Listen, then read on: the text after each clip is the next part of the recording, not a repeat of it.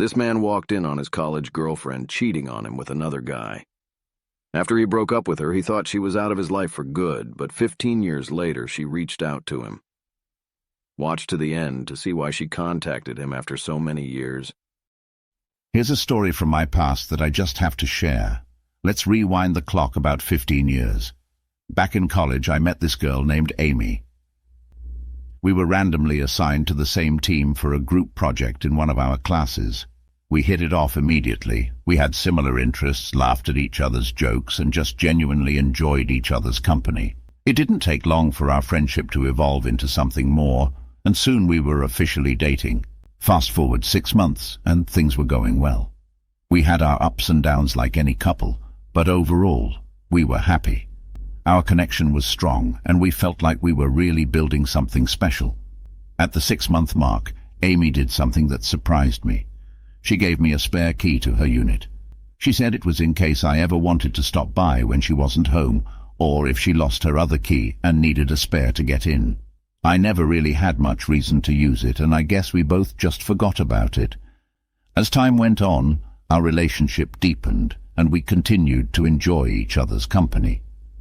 A year into our relationship, I had a day off from work, and I remembered that I had that spare key Amy had given me.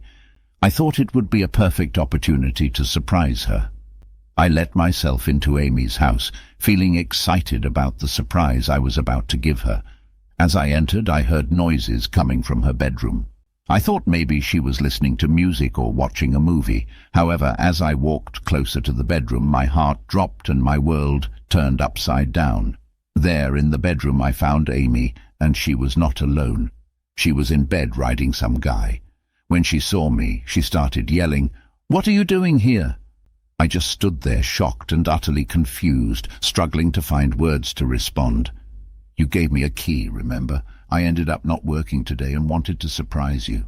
I didn't know what to do. I felt anger, sadness, and betrayal all at once. It was weird. When I think back to that day, I keep running through all the things I should have done or should have said that would have been less pathetic than my actual reaction. Instead, I stood there staring with my mouth open until she said, "I think you should just go."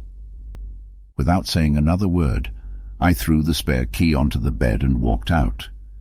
I didn't talk to Amy again after that day, and I spent years trying to heal and move on from that traumatic experience. Fast forward to the present day. Out of the blue, I received a message from Amy. To say I was surprised would be an understatement. After 15 years of no contact, she wanted to talk. Naturally, I assumed she was involved in some sort of recovery program or self-improvement journey and wanted to make amends for the past. But oh boy, was I in for another shock. As we exchanged messages and set up a time to talk, I couldn't help but wonder what she wanted to speak about. She called me, and we began the conversation. I braced myself for whatever she had to say, assuming it would be a heavy and emotional discussion. But what came out of her mouth left me dumbfounded. Amy's intention for reaching out to me after all these years was not what I expected at all. She wanted to try and sell me on Amway, a multi-level marketing company. My brain struggled to process this information. After all these years, after all the hurt and pain, this was what she wanted to discuss. I was taken aback, to say the least. In that moment, I couldn't help but feel a mix of emotions, confusion, disbelief, and even a hint of amusement. I had been prepared to have a serious and introspective conversation, and instead I found myself being pitched a sales opportunity. It was surreal, to say the least. I cut her off mid-sales pitch and said, "Amy, I think you should just go." She started pitching again, and I said goodbye and hung up on her. It was weird talking to her again, but I no longer feel any hurt or pain from when we were together all those years ago. It's just one of those lessons you go through when you're young. I've been happily married for 10 years now and have 3 beautiful children. I'm content with the way my life has turned out. So, there you have it, a story from my past with an unexpected update, a decade and a half later. I told my wife the story, and she had a good laugh.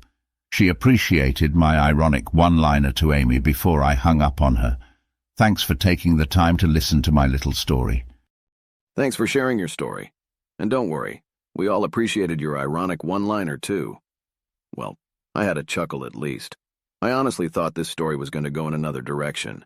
I was certain she was calling to let you know you have a kid with her, and now she wants you to pay 15 years worth of child support or something. Thank goodness it was just a pyramid scheme.